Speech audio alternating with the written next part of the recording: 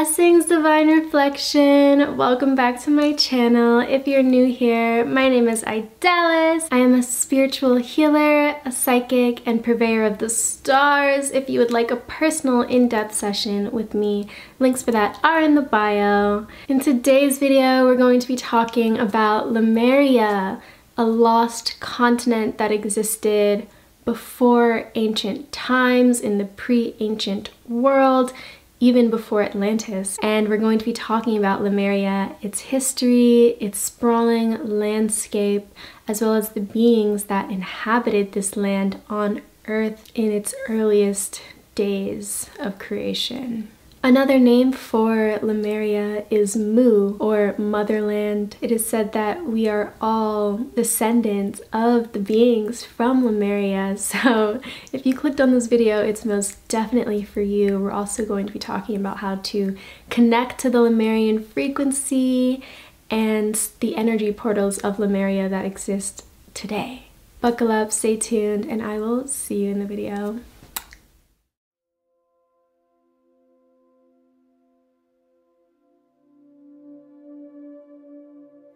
Okay, let's dive into a little more about what Lemuria was like in its early history. So before the mythologies of gods and scriptures existed, before the building of ancient art and architecture, there was a time where all that existed was the pure vibration of sound and light frequency. The beings that inhabited planet Earth in its earliest days of civilization were of this frequency. They were pure light beings here on Earth. Also, during this time, mastery over the elements was pervasive, and we were essentially earth angels and high priestesses walking upon Earth. More on that later. Let's first talk about the landmass of Lemuria. Lemuria was a huge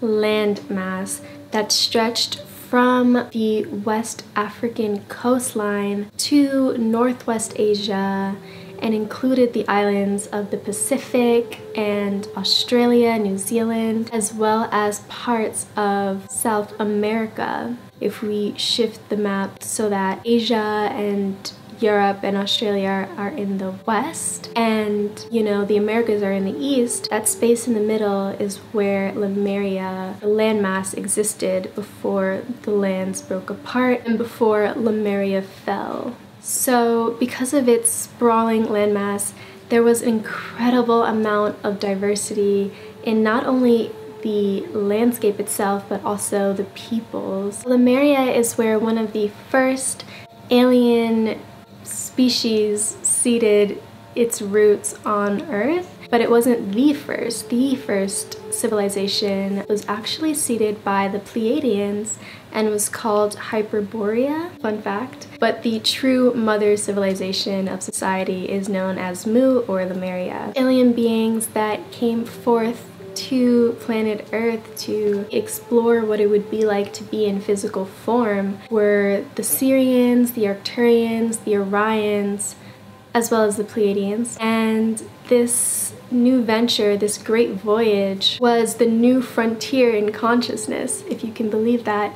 These light beings, these alien beings, wanted to know what it would be like to experience emotion, to experience sensation, and even what it would be like to die. And these early beings really reveled in the experience of being in a physical body. To them, that was their shift in consciousness. That was their new frontier, as much as, we would be in reverence of experiencing ourselves as pure light and sound now.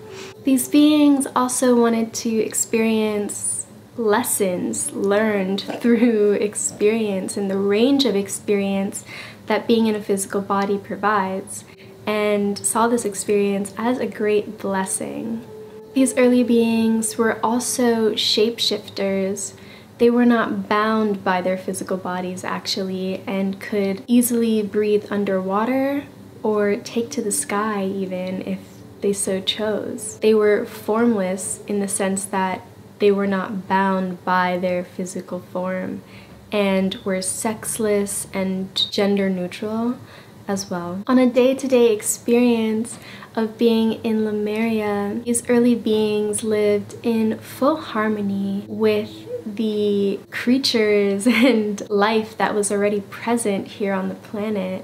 And this included the fairy kingdom, right? The elementals, parts of nature that were spirit, and the spirits that presided over natural elements were present, right? There was less of a distinction between the physical and non-physical worlds. In Lemuria, there were both the beautiful mammals of the land and the sea. The land was bounteous in fresh fruits and vegetables, and their diet also included fish as well. There were tunnels running beneath the cities and even legends of crystal castles and cities that existed in Lemuria. It is said that the Lemurians even encoded crystals into Earth's grid lines to magnify their intentions and the vibrations of the planet. As far as how the beings interacted with one another, the society was very communal and almost tribal-like. There was a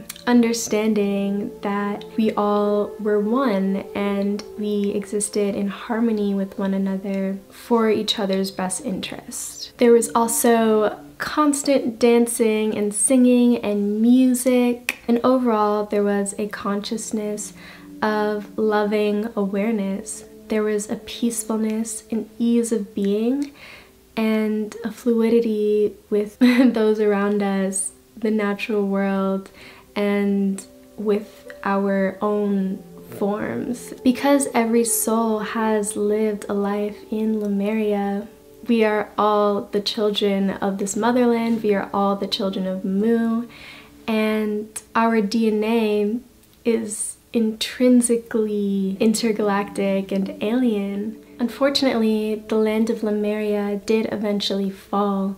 This was due to the rise of Atlantis, actually, and DNA experimentation going wrong. Atlantean beings ended up enslaving some of the Lemurians, but that's for a later video. There was also a great flood that ensued, submerging Lemuria into the Indian Ocean. But yes, Lemuria is a feeling state that we all have access to and that we all remember, that is deep within our souls. This understanding of universal consciousness and a way of being that is easy and also high vibrational and also cosmic and also able to access all of these different codes and dimensions. Also, if you're wondering what a Lemurian quartz looks like, I found this guy on my windowsill one morning. True story. But yeah, they're essentially quartz crystals that are usually dusted with red because of the iron that it grows next to, and could help you to connect to the Lemurian frequency, but that's coming up next, so stay tuned. So before we get into the ways of how to connect to the Lemurian frequency, I first wanted to give you some energy portals that exist on the planet today where the Lemurian frequency is high. So number one is the South Australian Tropical Reef. Also Byron Bay, which is in Australia, and New Zealand have high Lemurian energy frequencies. Mount Shasta is a really popular Lemurian frequency, as well as the Hawaiian Islands. And then also the Yonaguni Island in Japan, as well as Thailand's islands, all have very high Lemurian frequency to them. And that's just to name a few. You can definitely do more research on these energy portals, and I'll leave the sources for my information in the description below. So now let's talk about all of the different ways that you can connect to the Lemurian frequency to return to this loving awareness, to return to this peaceful state of being, and also to return to the true aspect of the self, the true nature of your existence, which is of light and high vibration and exists in this peaceful oneness. So the first way that you can connect to the Lemurian frequency is by using elemental magic. Ooh. So yeah, exploring with working with the elements, of which there are 4. Air, which is in the east, water, which is in the west, earth, which is in the north, and fire, which is in the south. So with air, you can use colors like white, and working with spiritual tools that have the quality of air, like an athame, for example, or maybe collecting feathers and putting them at a sacred space. Or like with water, for example, you could use the color blue, maybe meditate by bodies of water, or take ritual baths. Fire would be red, right, working with candles. And then earth would be, you know, exploring with working with crystals perhaps, or doing some grounding techniques, which we'll get into a little bit down the list. Also, you can practice casting circles by calling upon the elementals. You can place things at an altar and call upon the spirits as you place them at an altar, or just practice calling upon the spirits at any time you feel you need support, extra protection. Exploring with working with the stars and with your own personal birth chart. Birth chart readings are linked in the bio. If you need expert assistance, I'm here for you, doll. But yeah, discovering the elemental makeup of your own astrological birth chart can be something that can aid you in your magic. So if you are a water sign, for example, then maybe you want to gravitate toward working with more with water, right? With the spirits of water, and incorporating that into your daily spiritual practice. And then of course, also creating a sacred space can be a really beautiful way of centering your spiritual body, your spiritual mind. Developing a sacred space or an altar space is a great way to connect to the Lemurian frequency as well. At this space, you can also create a daily practice for yourself, like meditation, which brings me to my next way of connecting to the Lemurian frequency, which is to create a ritual out of your life, to ground a spiritual practice into your daily life. You can do this by creating a daily meditation for yourself. You can do this by creating a small act of self-love each day, centering into gratitude, right? Maybe it's reading a daily quote. You can get really creative with creating ritual out of your daily life. You can also continue your work with nature by doing sun salutations. This is essentially giving thanks and gratitude in a moment of awareness during the sun's rise and during the sun's fall. There's also yoga sun salutations that you can do at this time as well if your schedule so permits. Also, creating more of an alkaline diet could be a great way to connect to not only, you know, the frequency of nature and the Lemurian frequency, but also of the spiritual body, right? Alkaline foods, they purify the blood cells and bring oxygen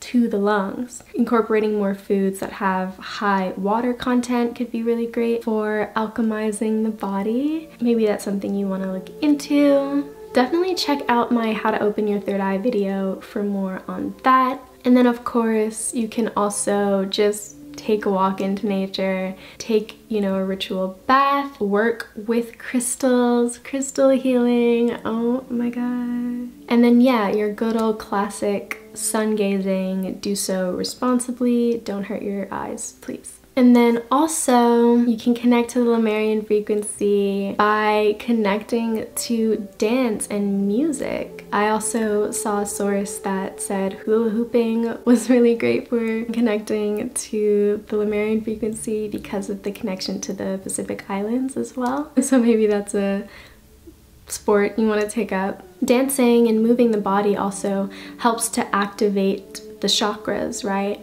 And the chakras are essentially a part of the light body and give us access to not only the functions of the body, but also the spiritual and emotional bodies, right? The etheric bodies. And then working, of course, with ancient symbols can be a great way to connect to the Lemurian frequency. Also developing your intuitive gifts, such as aura reading. Maybe you want to practice reading auras. These early beings were skilled at telepathy and telekinesis, so maybe practicing developing those skills could be a great way to begin your connection, your road back to these early days of our ancient alien ancestors. You can also connect to the Lemurian frequency by connecting with certain goddesses. Pele, for example, is a Hawaiian goddess, a fiery, volcanic goddess who was very sexual and also a creatress. And then you could also connect to the goddess Aphrodite, who is a goddess that is connected to water. The Lemurian frequency has a very intuitive, watery aspect to it. And then also I felt very strongly guided to mention that working with the high heart chakra could be a great way to connect to the Lemurian frequency. The high heart chakra is about divine love. It's about love for the spirit. It's about spiritual awareness, joy for others, as well as the present moment. The high heart chakra is also about healing. Thank you all so much for tuning in. Let me know what practices you are going to use to connect to the Lemurian frequency below. Don't forget to like, comment, share, subscribe. All of my personal booking links are below. I love you so much. And I will see you next week for a brand new one. Thank you all so much for joining me, and I hope you have a gorgeous day.